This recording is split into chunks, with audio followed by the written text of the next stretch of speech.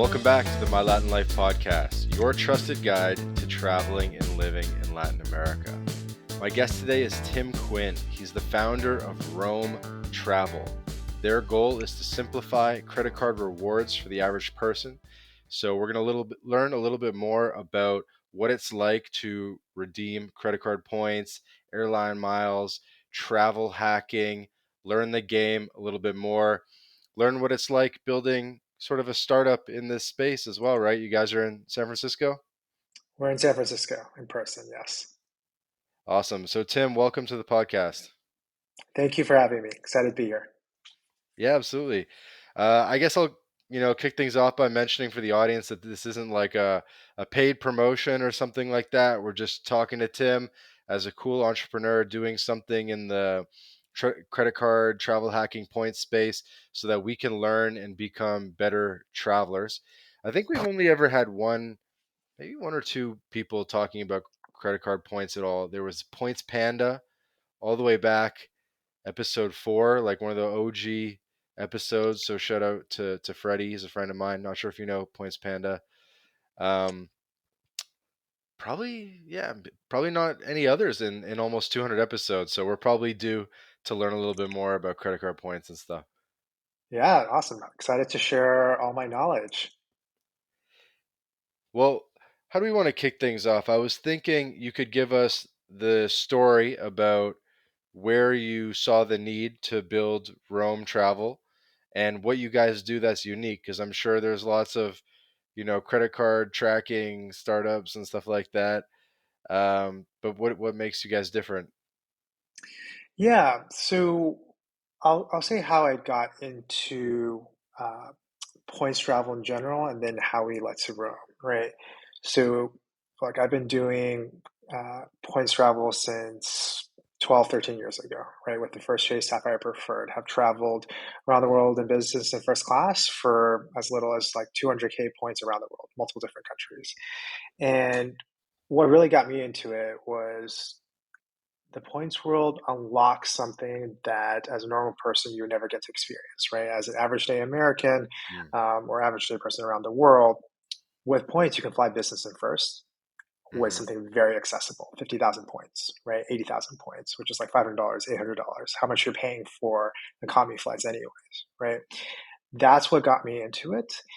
And that's what I want to share with the community, everyone out there, right? Because if you look at the stats, just looking at US, over sort of 87% of the US adults have credit cards that earn points. Most people have never used their points for some of the crazy redemptions you see out there because they're just FOMO, lack of understanding. It's a super complex world, right? So I created Rome to help simplify the journey. We give you live real-time data across 16 different airline loyalty programs, all three airline alliances, and you can see quickly what are those redemptions. And you can sort and filter Okay. however you like based on your card programs you have, based on the points you have, based on the programs you prefer, right? And I'll say this is where we get a little bit nitty gritty is most people are familiar with redeeming points on the Chase or Amex or Capital One travel portal, right? Where you're getting 1.5 cents, 1 cent per point. But that's not sort of the best value, right? You can get up to 20 cents per point by transferring an airline and booking first class redemption, right? That's sort of the golden moment that we try to help users see because The theoretical, transfers. exactly. Okay. And just to narrow it down, do you guys only do airline points or do you do like, rental car points and hotel Marriott points and Yeah. So right now we started with flights because that provides the most value, but we're definitely going to go into hotels for sure. And I think, look, if rental car points or cruise points become very interesting, we can look into those as well. I've got one or two free rental car days from like it's like make 8 bookings, get one free, get the VIP, you get the upgraded car, they let you take the Mustang type of thing. Um, so Tim, I'll kind of let you know a bit of my story with points or my perspective on things, and maybe you can sort of try to convert me to a more savvy user, or if this even works for my use case, or what I need to do to position myself to, like you said, have these experiences that the average person doesn't have. Sure. So I have one premium credit card that's, one of the $500 a year type cards that gives me priority pass. And so Right. I have lounge access through priority pass. And to me that's like the 80/20 of air travel is having lounge access. Like I would argue it's probably more important than your seat on the plane. Or like it depends on maybe on how far you're flying, but like VIP lounges, very important that everyone should go out and do. Like very worth, investing in a good card to get that. But anyone can get that, right? And now the VIP lounges are like full because like so many cards have access to these lounges. But on the point side of things, maybe because I'm doing a lot of disparate destinations and therefore different airlines where I'm not accumulating enough with a given airline to make it significant at all. And sometimes I'm buying like the cheapest ticket, like the basic or economy ticket, where they don't even give you the points. So I'll be buying a $500 flight. I don't even get any points, type of thing, which is annoying. But so that's kind of where I'm at. I don't think I fly any one airline more than 5 or 10 times a year. Maybe Aeromexico or Right. Delta, kind of. But like, I'm not like, I had one year where I did like 50 plus flights, but I'm definitely way less than that now. So I feel like that's That's kind no of like fun. a normal digital nomad. Maybe they fly once every month or two, and especially if that's split up along a lot of airlines, like you're spreading yourself kind of too thin to make it worth learning about the points game, or at least that would be my understanding. I know for people who have like FBA businesses or like huge amounts of business expenses that they can run up points really fast, but if you're just a normal guy spending, 2 3 grand a month on your cards and not taking too many flights, what do you kind of recommend for a person like that? Of course. May I ask which credit card you have and how many points you have? I should probably should I say? I probably shouldn't say. But, I do get like a good amount of points and it'll be, in the hundreds of dollars and then I'll redeem it against the like my flights Mhm. um when I fly major airlines. And so like I basically run I run all of my living expenses for the most part through one card. Right. And so it does end up being a lot if I'm spending 2 3 4 or 5 grand a month, and then at the end of the year, like it's not, baller territory by any means, but it ends up being like I don't know, like a significant amount of points. But it's basically like the cash equivalent. I'm not Yeah. doing the fancy airline transfer for 10x or whatever. Got it. But your credit card does offer the possibility of transferring to an airline, correct? I would assume so. Okay.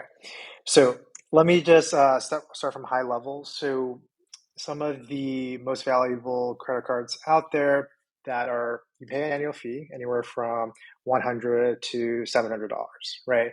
Hmm. Think Chase Sapphire Reserve, Amex Platinum, Capital One Venture X, right? Hmm. These all have sign-up bonuses of anywhere from 50,000 to 200,000 points. Yep. So think of that if you want to do a 1 cent to point conversion, $500 to $2,000 just for signing up and spending the limit that they set out to earn that bonus. These credit cards also all transfer to anywhere from 15 to 20 different airlines, and that's where the value really comes to play, right? So if you're running your normal expenses through an Amex Platinum, right, and you hit their sign up bonus, which is like, let's just say 150,000 points if you spend $5,000 within Hmm. the first 3 months, right? That's Hmm. very doable for most people, Hmm. right? If you take 3 months, spend all your expenses through that, right? So you earn your 150,000 points. And you're like, what do I do with this? This is $1,500, right? Because if you're booking with their travel portal on the Amex portal, that's how much it's worth. But the real beauty comes into play when you transfer an airline. And this is why it's super complex because one, you have to know that your card's points transfer to an airline. Hmm. Two, you have to know which airlines to transfer to. And then three, you have to know the availability, right? So you can manually search on these airline websites, right? Or can use an aggregator like Roam or any of the other aggregators out there. But I'll give you some examples just so you can realize. Yep. So, where are you based, by the way? US. US. Okay, let's just say you're in New York, right? If you're in New York City and you want to book a trip to, say, Barcelona, right, and you want to fly business class, you may think that's going to cost you anywhere from $4,000 to $8,000, right? But there are tons of availability that I've just seen yesterday of New York to Barcelona via Paris on Air France business class for 50,000 points. So to put that in perspective, 50,000 points, that's $500. You're going to pay that much for an economy flight anyways. That's sort of the beauty. And you have to transfer those 50,000 points that you have on Amex to Air France to book that flight. And people don't know about this. They don't know the possibility. If you're based in the US, you're not going to search on Air France's website for their loyalty program, right? But you have the possibility to transfer your points to Air France to get that deal. Okay. And where does Rome come into play here? Like you're letting people know about deals and kind of advising people, hey, transfer your points here, get the deal, or you're an aggregator. Yeah, think of it like this, right? Amex has around 20 different transfer partners, to airlines, to hotels, etc., right? If you're flying, hey, I want to do New York to Barcelona, to use the same example, you're usually using Google Flights, right? Or if you want to search based on points, you're going to use United, Delta, or American, right? Because that's a loyalty program based in the US, right? But you're not going to search on Air Canada. You're not going to search on Flying Blue, which is Air France, right? You're not going to search on Iberia. Where Rome steps in is we search, think of us as a meta search, across all these airline programs for you, so you know the exact costs for those flights with that airline loyalty program. You can't find this on the Amex portal. You can't find this on the Chase portal. On the Amex and Chase portal, it's just 1 cent per point. They take the cash fare and they transfer it based on points, right?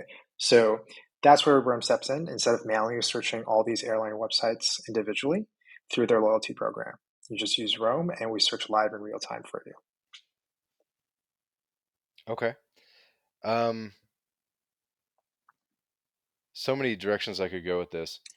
I'm looking on Rome.travel right now, New York to Panama City, Panama. And what's interesting is about your search engine is it's basically just in points, I guess localized to the platform. So it looks like I could do it for 54,000, I guess Delta points, or on American Airline, or yeah, on American Airlines for 85,000 points plus $6. Exactly. Okay. And here's one random question that I always was concerned about. Like, what if you transfer the points over, but then you go back to the portal the next time and they got your damn cookie, and so now the price is higher in points. So if I only transferred over 54,000 points, what if I go back and now it's 60,000 points, and then I'm like, dang nabbit, I need to go transfer 6,000 more points, and it's like just becoming too much hassle almost. But what do you do there? Yes. So I'll let you in a secret here. So especially, so you're not using the credit card portal, right? You're going to be on, say, American Airlines or Delta for that specific website. On their loyalty program, they don't have dynamic pricing. It's not like they track your cookie or anything like that. They only have a few availabilities at that price, right? Mm, So the only risk you run is your points get delayed for some reason and someone else books that 54,000 points, or you said 84,000 or 80,000 points deal. So usually transfers are instant, but they can take up to a few business days. hmm Yeah, I've definitely been aware of a lot of this stuff for a while. Like I listened to what's the guy Chris? Chris has the like all the hacks podcast. Have you heard that one? Yeah. You should try to get on that if you can. I don't know Chris. I think is it Chris Dixon? Um, I have no intro for you, but yeah. So I've listened to that, and I kind of get this idea like, whoa, if you transfer to Air Japan right now, 17,000 miles Right. deal. And I'm like, how long is it going to take me to actually like do this transfer, book this thing, blah, blah, blah. Because what makes this as an aggregator different than they used to have all these like email lists that used to do this stuff. But you've taken it to the next level with the aggregator. And then do you, I don't know, integrate with my rewards programs and kind of make the transferring faster? Yeah, we would love to offer that capability, like sort of a one-click transfer from your credit card company to the airline and then booking. Don't have that capability right now. Hope to add that maybe in the future. But I totally understand what you're saying, right? It's like, how long does it take to transfer? Um, will you still have that deal available? So I will say I have actually never lost out on a transfer. And it usually only Mm, takes me a few minutes from finding the deal on Roam to transferring my points from, say, Chase to Japan Airlines, like you said, right? And booking that flight. okay. And I have to have the points, so I guess I have to generate the points, right? Or how do I obtain 54,000 Delta Sky Miles? Yes. So Delta is probably a special case, right? You're probably gonna either have Amex or one of the Delta SkyMiles cards. But if you have Amex, right, you can earn one of their sign-up bonuses, 100,000 to 200,000 points, just for spending like $5,000 on the card for the Hmm. first 3 months, something like that. They change from time to time. And with that 200,000 points, right, just transfer 50,000 to Delta. And if you're using that card for your daily expenses, right, you have different earnings categories, right? Right, right, right. Um, Okay, 5x so on sign up flights, bonuses etc. and spending basically. Yeah. And you can transfer to Delta from Capital One, Amex, Chase, all these? No, so I believe Delta specifically, you can only transfer from Amex. Okay. Okay, so some of them have rules. And where do you actually do the transfer? Is it on the the where you're sending from or where you're sending to? Like would you Yeah. log into like American Airlines or do you log into Amex to do the transfer? No, great question. So you would log into your Amex portal, go to the rewards redemptions area, and then you'll see all the different transfer partners for Amex, and you'll select Delta, Hmm. and you'll put in your Delta loyalty number, and then the number of points you want to transfer. Okay. And do you recommend just sort of when it comes to paying with points or you or doing these transfers, doing the point thing, waiting for like really special deals, or do you do this just as a course of business? So this is a tricky question because look, I think everyone has their own circumstances, whether you only have a limited time period to travel or you're traveling with your family, right? So my general advice is make the redemption that works for you, right? Don't get hung up on, hey, I couldn't get that 20 cents per point redemption, so I'm not going to redeem my points, right? If it works for you in this moment and saves you money, it saves you hassle, then that works for you, right? But I will say some rough rule of thumbs, and this is a lot of numbers, so feel free to stop me. If you're booking an economy flight, you would ideally want at least 1.5 cents per point or above for the redemption, or Hmm. else you might as well just use cash. Hmm. For business class and first, it becomes more interesting, right? So if in business class, you want 3 to 8 cents per point, and then first class, you can get above 10 cents per point, sometimes even 20 cents per point. Yeah, and that's where it's worth it, right? It's almost like not even worth it for economy. It's more really about going big with first class and business class. Yes. So, I mean, the best deals are obviously going to be first class. But again, that's a sort of push and pull here, right? Because the first class deals are very hard to find. So, I'll give you an example. If you want to search all of the US to Japan for first class deals on any given day, you probably have a shot at maximum 10 tickets.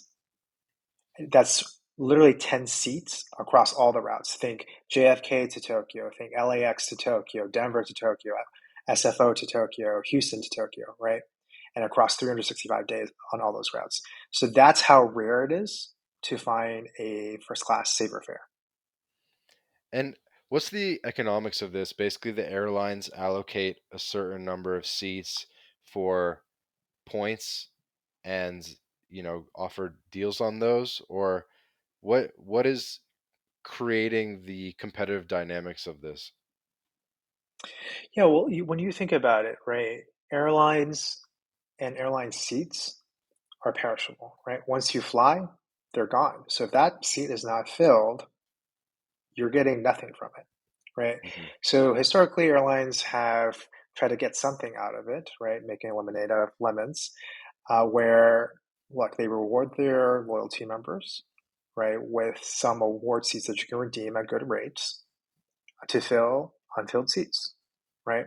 There's also the dynamic where, hey, if you're in Alliance, think Star Alliance, right, United, ANA, et cetera, right, you might offer redemptions on your partner airlines, right? It's sort of like you give me something, I give you something for your loyalty members. So that's why points redemptions exist. It's just because seats are a perishable good. Once Right. the airplane flies, it's gone. So is a lot of the strategy being available last minute and kind of doing this within 1 week of departure type of thing?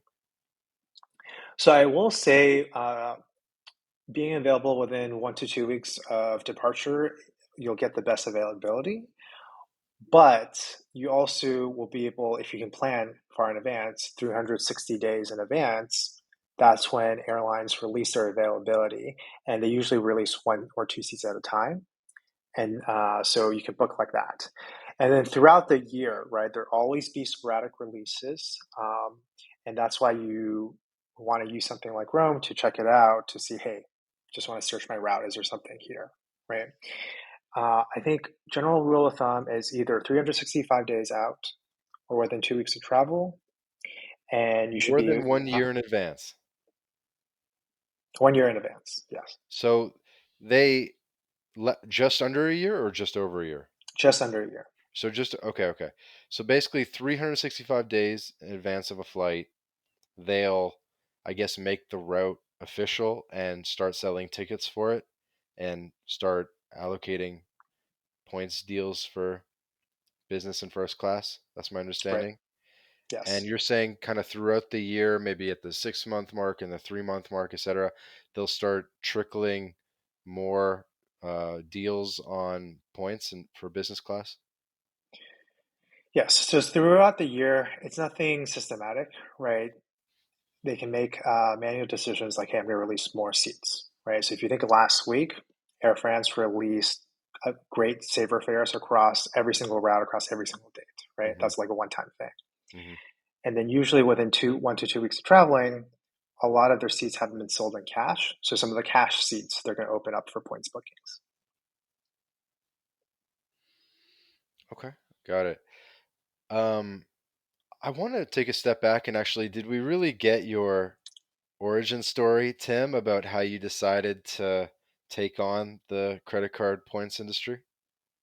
Yeah, no, happy to talk a little bit more about that, right? So I've been a points expert for a long time. And what really flipped the switch was I was booking round trip tickets to East Asia and I wanted first class. I was open to Japan, Seoul, Singapore, etc., Bangkok.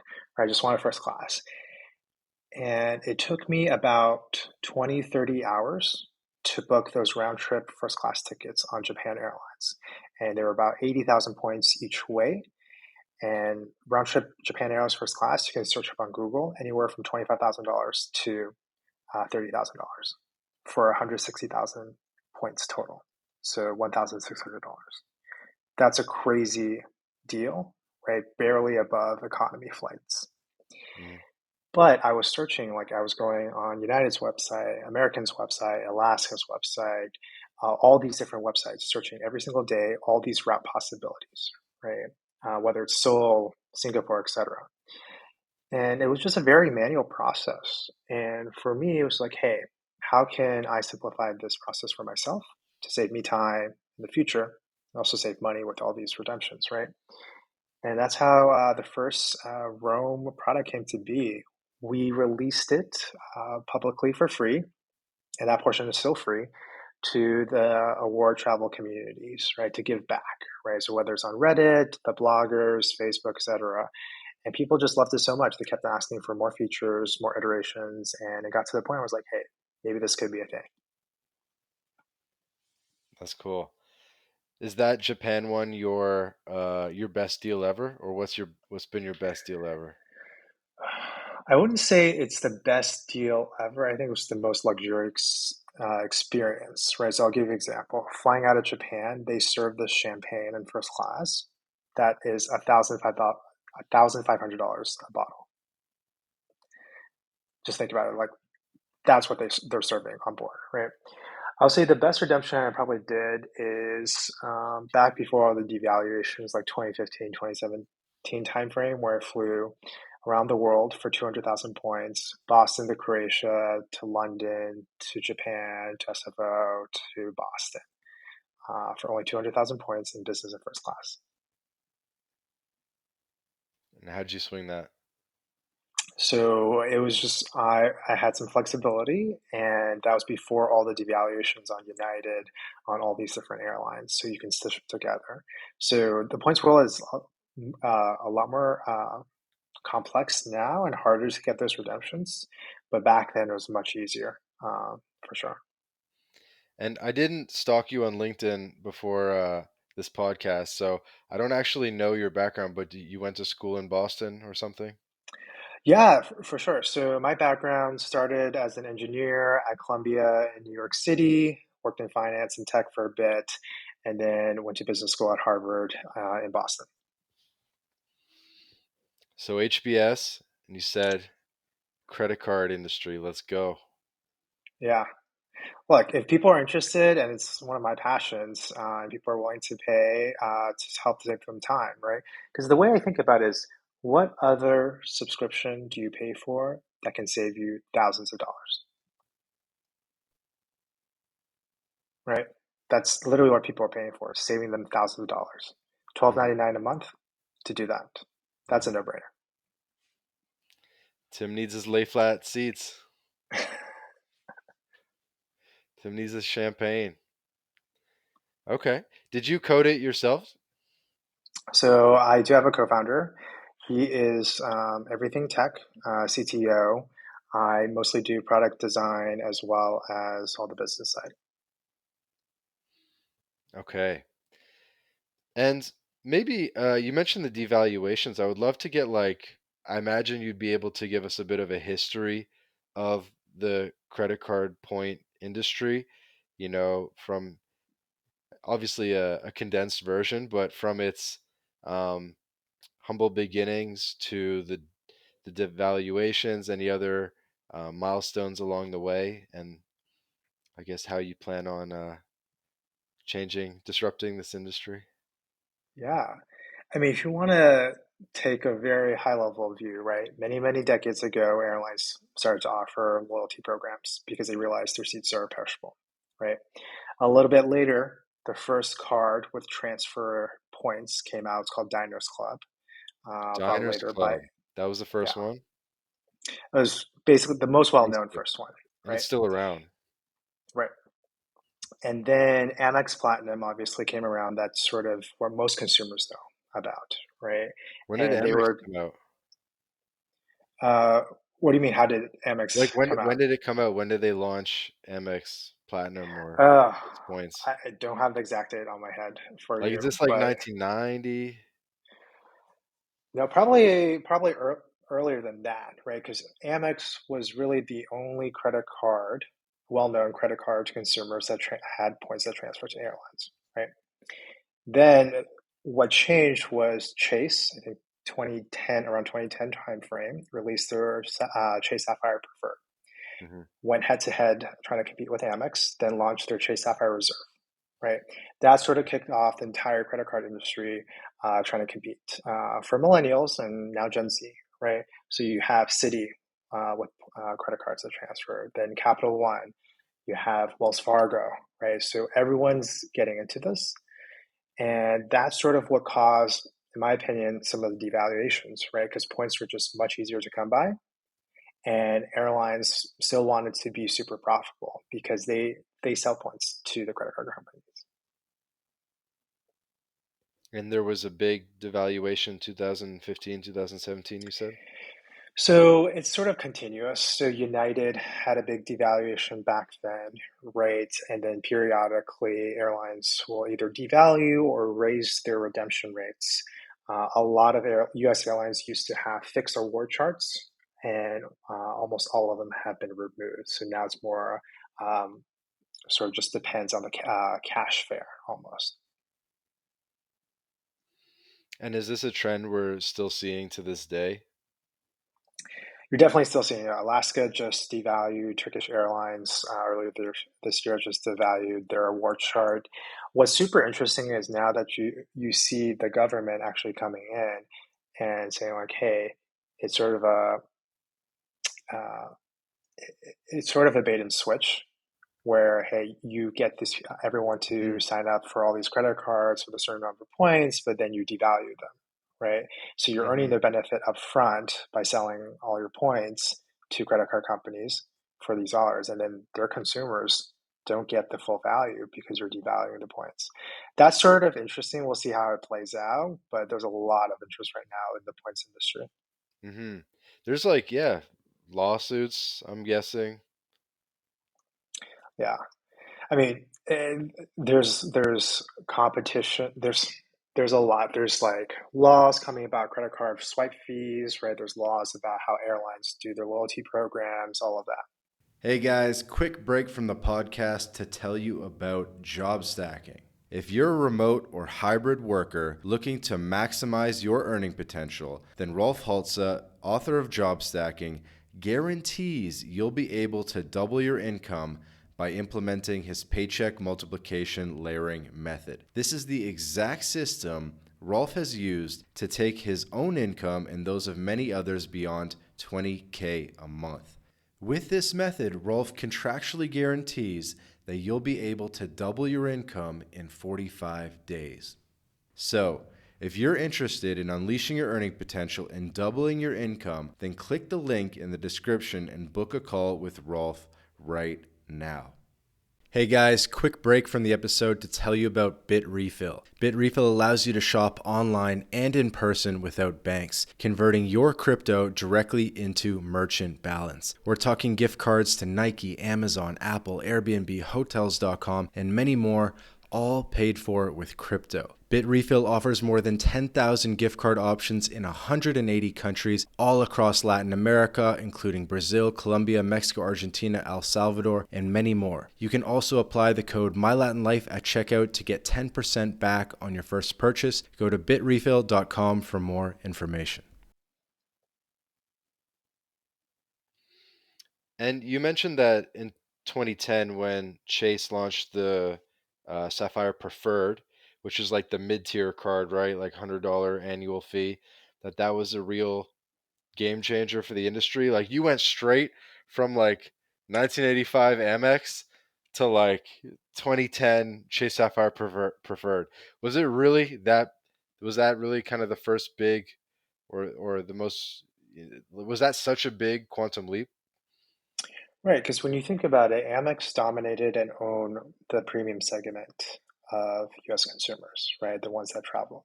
And they were back then, Amex was only doing 1 point per dollar spent in terms of how you earned it. So when Chase decided they wanted to get into this industry and go after the same customers, they released the Sapphire Preferred, which, as you know, is 2x points on travel and dining, right? And Amex, even though they dominated the industry for so long, it wasn't until the Chase Sapphire Chase Sapphire Reserve that was offering 3x on dining and travel that Amex revamped their entire platinum card, right? So if you look at Amex now, they have tons of benefits. Mhm. They have priority pass, they have 5x on flights, they have like Uber, Saks, etc., right? That didn't exist before Chase entered the game and forced them to change. Yeah, I've heard some interviews with I think was the vice presidents or whatever at Chase that introduced this thing and spearheaded this project. And I mean, yeah, some people made their careers off this for sure. And they started introducing like the lit, like you would get like a Lyft premium subscription or Uber One or all these other things, right? When Right. did the car rental insurance come along? Because I feel like that was one of the biggest benefits, and soon every card needed that. They needed the CDW, I think it's called, like the damage waiver. I don't know the exact date, but I do know that's part of the network's benefit. So Visa is the one that sort of helps out with sort of these ancillary benefits, whether it's insurance, etc. Okay. So the drop your phone insurance and that type of stuff, that's more through Visa Mastercard than it is the whatever the bank that sits on top of it. So this is where it gets super complex. It really depends. So Visa, depending on which tier, and the Chase Sapphire Reserve is the Visa Infinite tier, right? Offers like priority pass, insurance, travel delay, stuff like that. Some of the other insurances, they could be direct partnerships like that Chase offers, right? Or some of them just Visa. I don't know the inner workings of those agreements, Hmm. um, but it's sort of a combination of both Chase and Visa or Capital One, and I believe they're on MasterCard. Okay, cool. Since we're kind of getting a feel for the landscape, I had just a couple questions in this vein. One would be, so there's the Priority Pass network. There's two or three sort of competing alternatives to Priority Pass, right? So maybe someone could strategically plan, okay, I'll get this card to get Priority Pass. I'll get this other card to get like the Amex Platinum Pass or whatever. What are those different ones and should people, pursue several of them? Yeah, so again, this is dependent on your home airport and how you like to travel, right? So I would say the two largest networks, well, the largest network is definitely Priority Pass, right? There are thousands of different airports. And that comes as a benefit if you have the Chase Sapphire Reserve, Capital One Metro X, American Express Platinum. Um, and then the second largest is the Amex Centurion network, right? Centurion lounges. Yeah, yeah, yeah. And that's Amex's owned and operated lounge. And people will oftentimes get Amex purely for Centurion Lounge. And now that they also have Priority Pass, you sort of mix and match. Recently, what has been really interesting is Chase and Capital One have been opening up their own lounges to compete with the Amex Centurion Lounge network. Obviously, there's only a few locations right now, but they'll plan to expand that pretty I've never soon. seen a Chase lounge. I believe there's one in New York or Boston. Hmm. Okay. Yeah, because when I go to an airport, my questions are so dumb. When I go to airport, I find that I'll have access to maybe two of the lounges, and there will be one or two that I don't have access to. I find the international airports it's kind of better coverage with Priority Pass, but in the US, sometimes like some airports just aren't really Pass airports, and you get like one crappy lounge, and I see two other shimmering golden lounges that I don't get access to. You know what I mean? So you're right. It does depend on what your home airport is. If you're US based, if you're international, does the picture change at all? Yeah, so maybe I'll tell you sort of the economics behind that. So Priority Pass is global, right? But there is a fixed fee that Chase or Amex agrees to when one of their members enters a Priority Pass lounge. And that fixed fee doesn't really change that much, to my understanding, between a US airport and an international airport. Obviously, there's higher expenses, whether labor, food, et cetera, in the US and airport fees versus outside of the US. So there's a lot more lounge networks and companies willing to set up lounges internationally because the cost of labor is cheaper.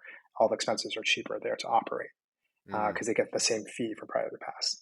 That's sort of the Ah, dynamic behind that. And so you will often see there are great priority pass lounges outside the US. In Europe, especially in Asia, East Asia, Southeast Asia, that's definitely a highlight there. Yeah, my understanding is they're like way more baller in Asia, the Better lounges. food for sure. Yeah. But the thing about Priority Pass, and sorry to make this whole episode by Priority Pass for the audience, but I feel like that's probably the one most people have, is it feels to me like like the low tier or like the McDonald's of lounge passes. And I feel like I should be getting, and sometimes they won't even let you in the lounge if you only have Priority Pass, but like a certain level. Like unless you have Priority Pass, but you also have some high tier credit card that's specific to Aeromexico or like whatever, then sometimes Priority Pass isn't even enough to get in, or like other people get priority in front of you and you get in if there's some space left. Yes. So happy to dive in because it gets super complex here as well, Let's right? do it. So I want to know. there you I can, want because here I'll give you some background, Tim. Actually, is because at My Latin Life we talk a lot about like having a passport portfolio, having multiple passports. We talk a lot about having multiple driver's licenses from different countries. So we have a passport portfolio, we have a driver's license portfolio, obviously a bank account portfolio, and I want to have a VIP lounge access card portfolio. I need more than just friggin' priority pass. yeah, for sure. So I would say Priority Pass itself has a few tiers.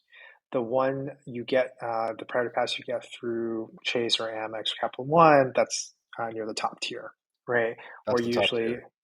get access, yeah, Okay. without having to pay extra fees, all of that. Right, right. Yeah, you get in It's for free, per you get visit. one guest, is my experience. One or two guests, depending on the card you have. So Yeah, each, you're right. Yeah. Okay. Keep going. so that's sort of the baseline there. And then it gets a little bit more confusing where, hey, sometimes your priority pass will allow you into the business class lounges of certain airlines.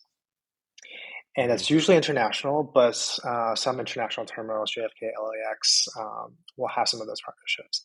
That's oftentimes where you run into the issue of, hey, there's too many priority pass members in there. They're not going to let any more priority pass members in there because they need to save space for their actual business class and first class travelers. Hmm. That's oftentimes what happens. For the airline card holders. Right. So I'll give you an example. Priority Pass gets you into some of the Virgin Atlantic lounges in the US, right?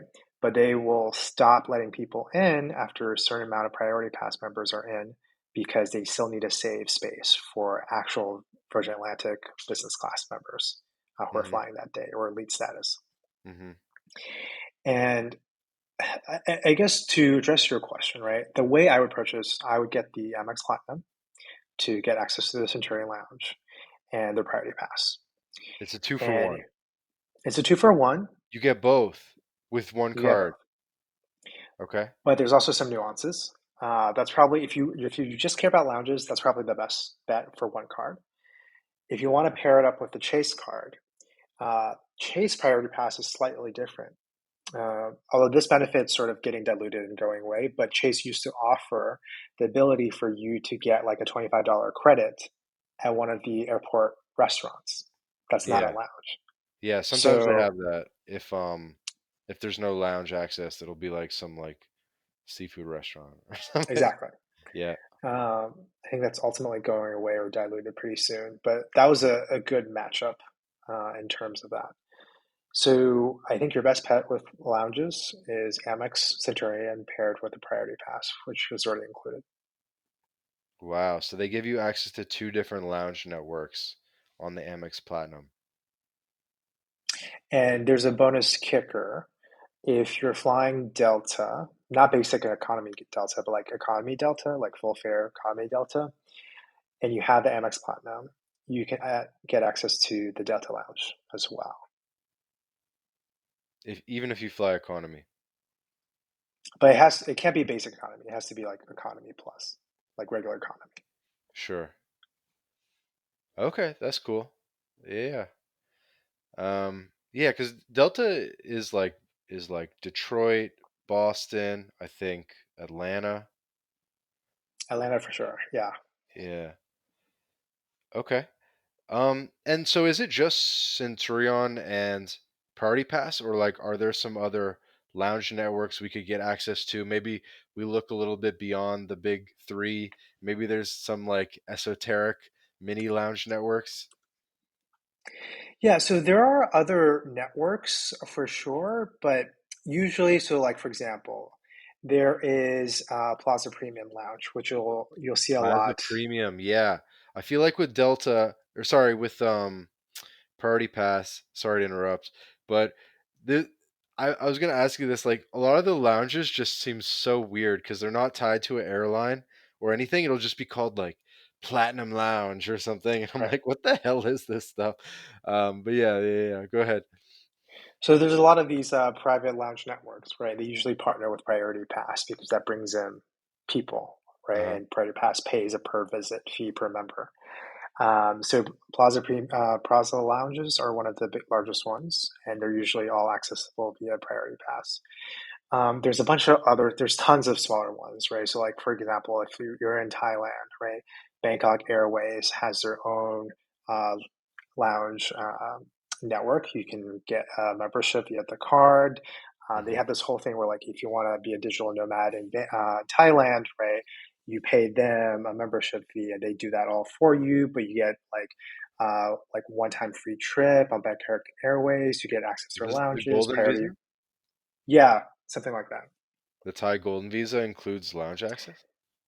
Well, no, it wouldn't be. So it's not tied golden visa, right? So if you want that golden visa, Hmm. you could pay to have Bangkok Airways. You join their premium tier membership, and Okay. they'll help you do the visa. But they'll also get some other benefits that the airline can offer, like lounge access, priority boarding, etc. So taking things back to the U.S. and Latin America, because this is very uh, Latin America centric our audience in terms of like whatever Americans living in Mexico type of thing. Is Priority Pass basically the only thing in Centurion, or because there is always some other random lounges, and I are you telling me that they're basically all like airline lounges or random like card specific lounges, or I don't know. I just need to double down on this question because I need to exhaust my options here. Yeah, the three big networks would be Amex and Priority Pass, and then you'll have all your airline business class lounges. And so I guess the question becomes, if Priority Pass is the only one that's like has that does what it does, then you have to move on to getting business class in some of these airlines. So there was a year or two where I traveled a lot and did like 50 plus flights. Um, and I got some status with American Airlines and I think Delta, right? Like you do enough qualifying legs and qualifying miles and so forth, and then sometimes they'll be nice enough to extend it for a year type of thing if you don't make it. I think some of those, depending on the airline, like some of their business class, um, whatever you call them, some of their like frequent flyer programs allow you to accumulate by spend on credit cards, and then some of the other programs say no, you actually have to like butt in seat fly the legs to earn the access. And so maybe that's something you do is you find the different um, business programs, VIP programs that you can get there with spend because that's a lot easier than actually flying it. Yes. So this again is a nuanced question and answer because the airline program most well known for that is Delta, right, where you can get status with spend. The question you need to ask yourself is whether you want to commit to the Delta network and Delta Sky Miles because you could otherwise be earning points on Chase or Amex or Capital One with that spend, right? And then using those points to book a business class ticket instead. And Delta miles are very hard to find great redemptions because they're almost all revenue based. which is some kind of multiple ratio versus the cash fare to points. Hmm. So that's sort of the downside of earning status with spend is you're missing out on other opportunities. Okay. But yeah, I guess if it was something you flew a lot, and if you have a lot of spend and you could kind of do both, it's like whatever. I'll spend the whatever it is. I think it was Yeah, like 100K a year on the card or something, and you get status, something like that. it depends on the status. The tiers change how much spend. Yeah. Okay, and Delta is kind of the only one that does this. So you can earn segments with United, with American. I think American might have just recently changed how they do it, but you still have to fly. Hmm. Whereas Delta, you can definitely just earn it with spend. Okay. Maybe it's worth mentioning the three alliances real quick, and maybe you could touch upon like which is biggest in Latin America. That's probably the Copa one, which is uh, we'd have to look up which one Copa is again. But there's kind of three of these alliances that run the airline industry. Maybe some people know this, some people don't, and I guess the points are interchangeable between these airlines to some extent, with a million nuances, I'm sure. Yeah, so when I think about the three large alliances, it's Star Alliance, which we use the US airline, that's United. There is One World. The US airline is actually two, American and Alaska. And then the third one is the Sky Team, which is Delta. Hmm.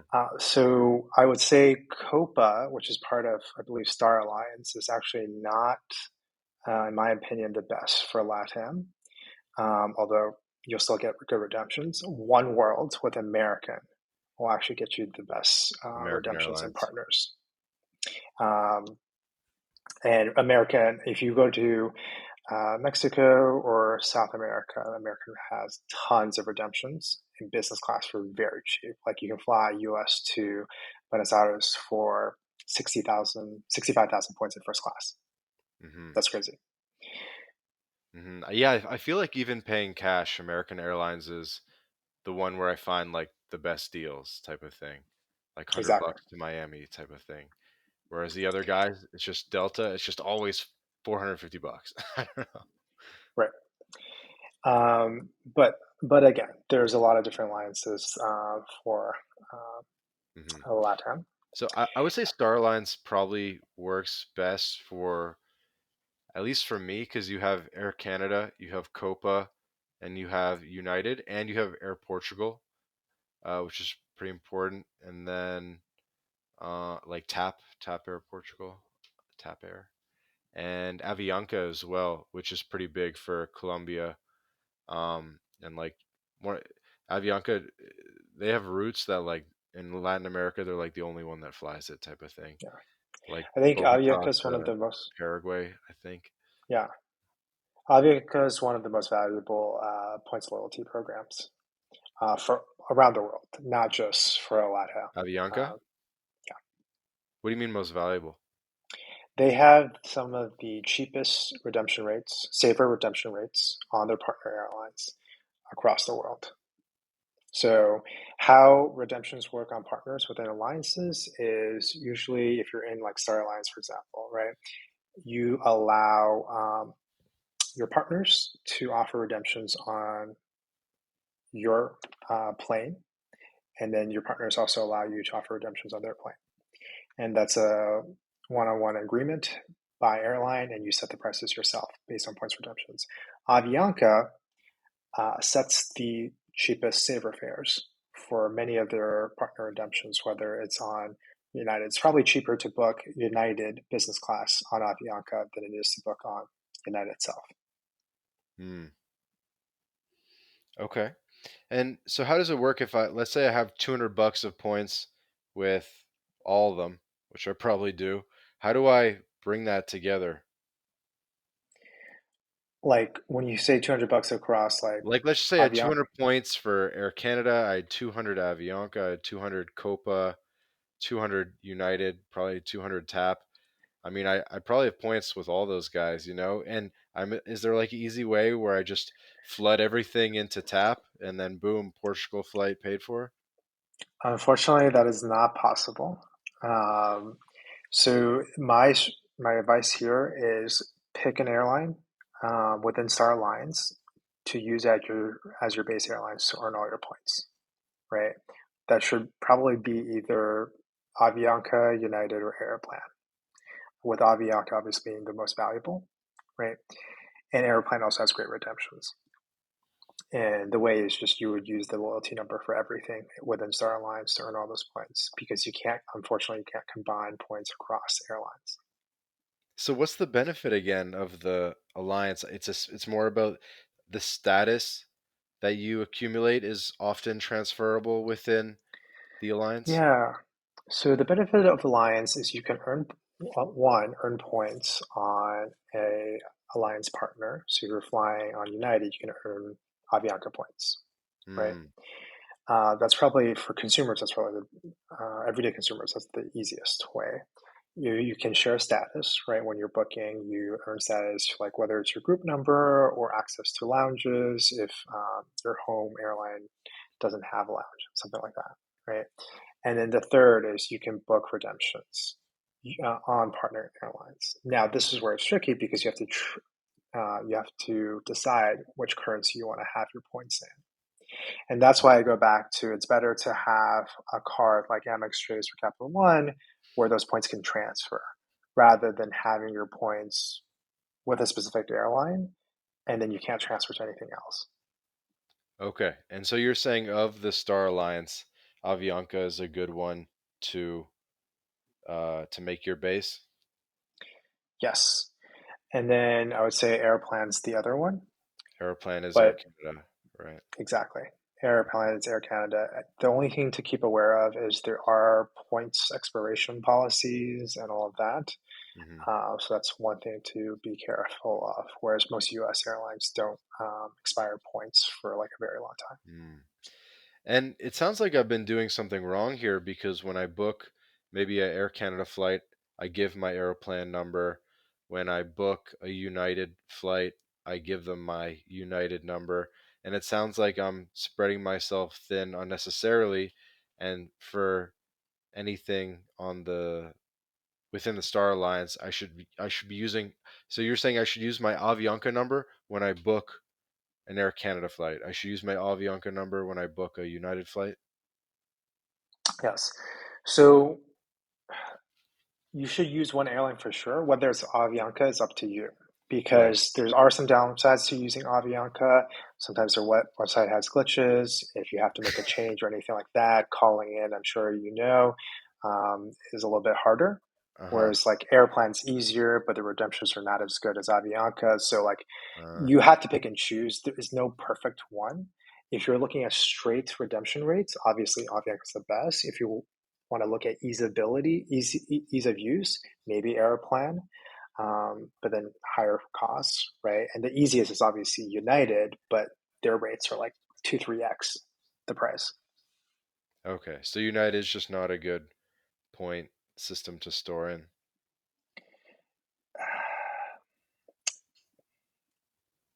It's not the best. If you want the best value, it may not be the best for you. Hmm. But like if you're going for status and you're flying United all the time, then that Okay. Okay. might make sense for you, right? Because United Okay. So status has more value, especially if you're going between US and stuff. okay. So no, I think we got a good epiphany here, which is within each of the three alliances, just stick with one program and always.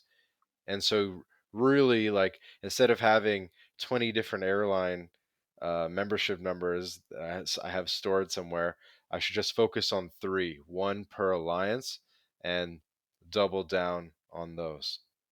Exactly. Okay. Okay, cool. I didn't know that. So it looks like I learned something.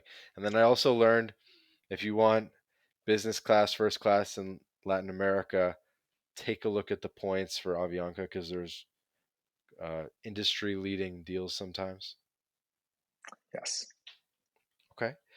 Um, as we kind of get towards wrapping things up, any more Latin America specific intel you can give us? I know you have like thousands of facts that I don't have the best way to like get them out of you, but Maybe you could hit us with a little bit more Latin America intel. Yeah. So I think the best thing for LATAM is American Airlines, like I said, One World, but American Airlines specifically is a workhorse for LATAM. They have some of the best deals in business economy to anywhere in LATAM. And when you look at maybe One World itself, like it doesn't compare as like Avianca and all of them, right? But American Airlines itself, best deal. You can fly literally US to Argentina for 65,000 points in first class. No one else offers that. Hmm, Star Alliance, SkyTeam, right? Um, that's probably the biggest insight there is just don't underestimate American Airlines. really? Your number one LATAM tip, American Airlines. Yeah, I think they have one like direct Manaus or something. You have you done Latin America yourself for a bit? Yes, I've done Mexico City. I've done Buenos Aires once. And I would say the reason why I say American Airlines is because American Airlines miles are also super valuable for Asia and Europe. Hmm. They have some crazy redemptions and they're very hard to earn. Oh. So, uh, yeah. How would you do that, American Airlines for Europe? So, American Airlines flies direct to a lot of cities, Italy, London, and they have some great redemption rates. Hmm. Um, and because not many people, so almost no credit card transfers points to American Airlines, so it's very hard to earn. So you have one world, you might pick that, right? And I would just say this: it's just very hard to earn, and but they have some of the best redemptions. I think I have an American Advantage AA Advantage card, so you can earn the points directly. Would you recommend using that one? If you are going to travel a bunch, all on American Airlines and One World, then use it. That's where sort of the competitive advantage comes into play, right? If you're only going to use it like 1 or 2 times a year, it's not worth it, right? You might as well get like a Chase or Amex card and earn those points, and then transfer something else and pay slightly more for the redemption. Okay. So, of the big three U.S. airlines, Delta, United, American by far has the best deals. In Latin America, Avianca has the best deals. Sounds like Copa, nothing interesting there. Well, Copa, I don't see as many deals, but there could be. I just know Avianca, not only for LATAM, right? Avianca allows you to get good deals across the world. That's how I think about good deal status. It's just not within a certain area. It's like, can they go anywhere else if you want to? Hmm. And one thing I'm thinking is you're starting to see Latin American countries like having points programs for the first time, right? Like Mexico's starting to get a little bit sophisticated in terms of some of their Aero Mexico cards, and I think they have like a Volaris card now and stuff like that. So you're seeing it there, and maybe I'm guessing in Brazil, maybe they have some cards too.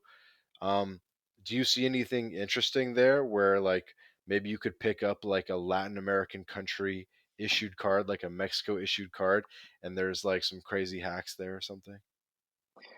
Yeah, so broadly, I don't see any different strategies other than the same ones you would do with the US, right? If you have a good sign up bonus, definitely take advantage of that, right? Especially if those points are transferable. I think one interesting dynamic that I have seen is, as you know, the credit card swipe fees in the US are the highest. So that's why you're able to offer all these crazy redemptions and Hmm. loyalty programs, right? So a lot of uh, countries, Mexico, um, European countries, are their airlines are offering co-branded cards to U.S. consumers Hmm. and trying to get a portion of those credit card fees for the airlines. So what United, Delta, and American have been doing for a long time Now you see a lot of these other countries and their airlines trying to offer that. Okay, so it'd be a US co-branded or like US issued card, but for a international airline. And Right. yeah, sometimes it's cool. Like they'll give you like a extra bag and stuff like that. Yeah. Extra bag, sign up bonus, extra earnings. Like for example, the Air Canada Airplan card um, for US cardholders is more valuable than the one they have for Canadian holders. So Oh, can you tell me about that real quick? How would that yeah, work? so Chase has a, co-branded card with Air Canada Airplan that allows you to earn extra points, obviously on Airplan, but also when you redeem, there's a extra discount for points redemptions as well. Hmm. Okay, might take a look at that one. Regarding sign-up bonuses, the game there is just, how many sign-ups, how many new cards can you do in a year without affecting your credit score? What's your kind of policy there? So I would say this, right? Only sign up for credit cards that you're going to pay off the balance in full every single month. That's my Yeah, of general course. advice. Of course, of course. And yes, take advantage of the sign up bonuses across the different airlines, different banks, and potential airlines if you want. Usually, people pursue the Chase credit cards first because Chase has a very strict five cards within 24 months, five new cards within 24 months, and they cut you off, right? That's generally how people pursue it. If you're interested in premium travel cards, then potentially that you will look at Amex Platinum, Amex Business Gold, Amex Gold, and maybe a Capital One Venture X. Those are sort of the Trinity, as you would call it. Hmm. If you are a rent payer, um, especially in the US, you could consider getting a Bilt card, which earns you points on paying rent. BILT, right? Yes. Yeah, yeah, I've seen this before. Okay. You got one of those? Is it good? I do. I mean, I don't earn points. I didn't earn points on rent before built, but now I do. So it's great. Okay. Another good tip. Um, so how many cards can we sign up for per year? You know what I mean? Is it more about you only get per one bank, or per one bank there's like a limit to how many cards you can get with a particular bank and be entitled to the points? Are you willing to damage your credit score temporarily because you'll recuperate it and it's worth it to get, $1,000 worth of points? Or how do you think about that? Yeah, so I'm not a financial advisor here, but the way I think about it is the credit score dip from getting a new card will just go away because that's dependent on the length of your credit history. So if you get a new card, obviously that takes a dip. It depends on your credit inquiry. So obviously, if you get a new card, you get a hard inquiry that takes a little dip. That'll recover. Um, so that really doesn't come into consideration for me. It's more about, hey, am I going to hit the sign up bonus spending limit, right, to get that sign up bonus? Am I limited, right? So with Amex, for example, if you get the Amex Platinum and you get the sign up bonus, then that's it. It's for the rest of your life. There's only one sign up bonus, right? Mm, And if you get the Amex Platinum, that means you won't get the Amex Gold sign up bonus. So you might actually consider getting the Amex Gold first and then going for Amex Platinum, right? With double Chase, get you the can't get five new cards, not just Chase cards, right? In the last 24 months. So that's why people usually prioritize Chase cards first, right? And then some of these Amex and Chase will also have limits, like only one card um, within 30 days, two cards within 3 months, kind of thing. Okay, so y- no limit to hard credit checks per year. I thought you'd probably want to limit that to three or four. Well, so the thing is, I mean, you definitely want to limit it, but once you have one, like Amex does a credit card hard inquiry on you, right? And Mm. you have approval, the future ones will be soft inquiries and they won't be hard credit card checks, Yeah, that's right? where they send you promotions, basically. Yeah. Obviously, be careful. For Barclays, for example, almost every single application is a hard inquiry, right? If you're trying to get loans or for a car, for houses, obviously don't do this, right? Just get those first before you try to get a lot of new credit cards or anything like that. But I would come back to this, right? Only get the card that's good for you, that you're going to use, or you're going to use their spending bonus, because you don't want to have so many credit cards that you can't even manage, that you forget to pay off, right? That becomes really damaging to your credit card when you pay late. All good advice. All good advice. Awesome. Yeah. Well, Tim, thank you for doing this and giving us the rundown. Definitely learned some good tips, and I've listened to a lot of travel hacking advice, and I still managed to pick up 5+ new things in this podcast. So you did a great job explaining things. Appreciate it. Do you want to take this time and tell people a little bit more about Rome, how they can find you, how they can take advantage of Rome? Of course. So just a quick spiel. Rome is um, a flight meta search using your credit card points and miles. We help you find the best deals across all the different loyalty programs live in real time, so you know exactly where to transfer your points to. You can find us at www.roame.travel, and Rome is spelled ROAME.travel. We also have our Instagram and TikTok, ROAME.travel. And the Instagram's ripping. You got 55,000 followers almost. Yes, we just post deals there, things we see about travel, any loyalty issues we put there. That seems to be your most active platform.